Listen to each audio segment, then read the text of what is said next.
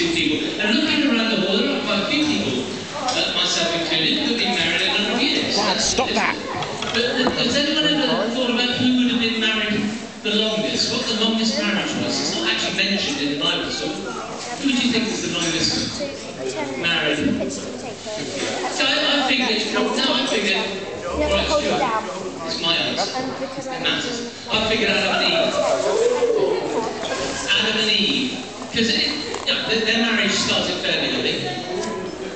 Well, there you go. Now, if you think about it, they did have an ideal marriage arrangement, because he wouldn't have had to listen to all the men that she could have married, and she wouldn't have had to keep hearing about how his mother cooked so well.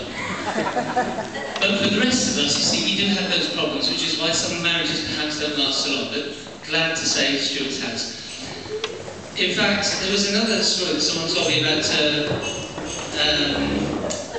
marriage that lasted a long time, and I asked what the secret of a long marriage was, and she was explaining that her husband and then went on a honeymoon to the Grand Canyon, and they took a ride down the Grand Canyon on donkeys, and as they were coming back up the side of the hill, the husband's donkey just faltered a little and slipped a little bit back, and he went, well, that's once.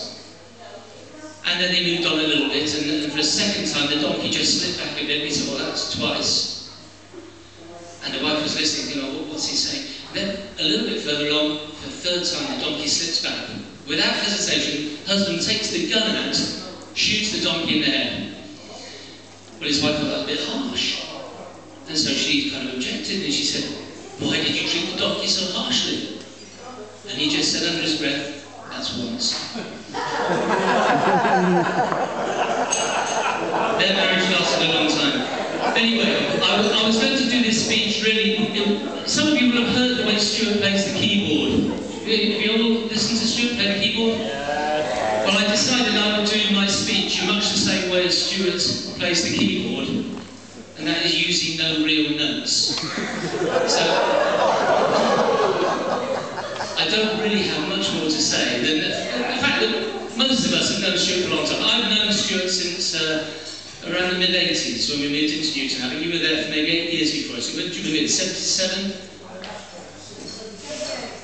So we met Stuart then. We knew him for a number of years before then. We left Newton. We were made elders on the same day in Newton congregation, along with Tony Thomas, the three of us, all at the same time appointed as elders, which is great. And I know Stuart and Elaine have both been very generous people, quite literally generous and helpful and loving people in the congregation, whichever congregation they've been in. Your brothers and sisters in Dartmouth now probably experience that same sort of experience with them now as we knew back then in the last century. But that's the way they are. They're that kind of people, and I'm delighted to welcome Stuart up to the microphone now and